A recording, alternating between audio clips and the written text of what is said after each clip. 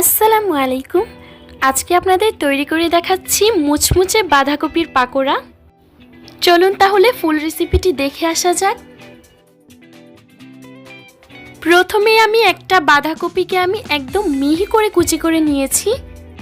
চেষ্টা করবেন বাঁধাকপিটাকে একদম মিহি করে কুচি করে নিতে। এখন এর মধ্যে আমি দিয়ে দিচ্ছি 1 টেবিল চামচ লবণ। লবণটা দেওয়ার পর খুব ভালো করে একটু মেখে নিতে হবে।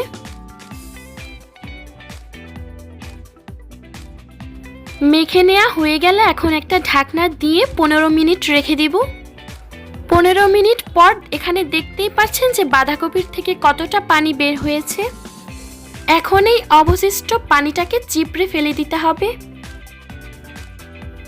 যথাসম্ভব বাঁধাকপির থেকে পানিটাকে চিপড়ে ফেলে দিতে হবে।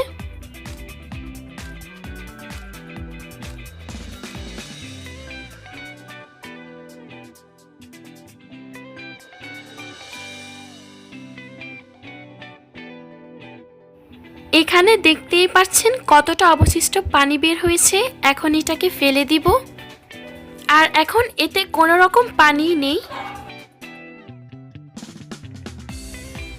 এখন এর মধ্যে দিয়ে দিচ্ছি 1 কাপ পরিমাণ পেঁয়াজ কুচি, দিচ্ছি স্বাদ মতো কিছুটা কাঁচামরিচ কুচি, আর দিচ্ছি এখানে কিছুটা ধনিয়া পাতা কুচি।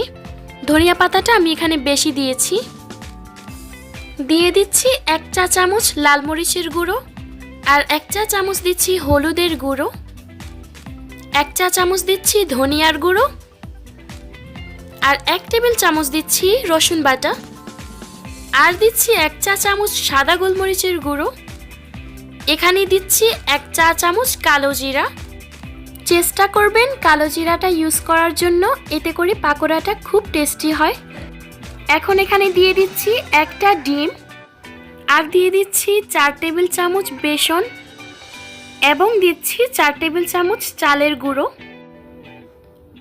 এখন সমস্ত ইনগ্রেডিয়েন্ট খুব ভালো করে মিক্স করে নিতে হবে একসঙ্গে। মিক্স করতে করতে যদি দেখেন যে আঠালো ভাব না হচ্ছে, তাহলে আলাদা করে ডিম এবং বেসন দিয়ে তারপর মেখে নেবেন। আমার ক্ষেত্রে আর কোনো কিছুরই প্রয়োজন হয়নি, সব কিছু একদম পারফেক্ট হয়েছে। এখন এর মধ্যে শেষে দিয়ে দিচ্ছি স্বাদ মতো লবণ। লবণটা দেওয়ার পর খুব ভালো করে মিক্স করে নিচ্ছি আবার। এখন পাকোড়াগুলো ভাজার জন্য চুলায় একটা প্যান বসিয়ে পর্যাপ্ত পরিমাণ তেল দিয়ে দিচ্ছি। এখানে আমি ডুবো তেল দিয়ে দিচ্ছি। ডুবো তেলেই কিন্তু পাকোড়াটা একদম ক্রিস্পি করে ভাজা হয়। এখন একে একে পাকোড়া শেপ করে তেলের মধ্যে দিয়ে দিচ্ছি।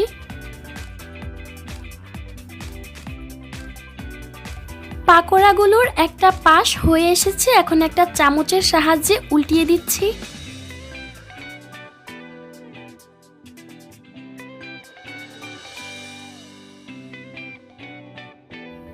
পাকোড়ার দোনো পাশে লালচে ব্রাউন কালার করে নিয়ে এখন ছাঁকনি দিয়ে তেলটাকে ছেঁকে তুলে নিচ্ছি।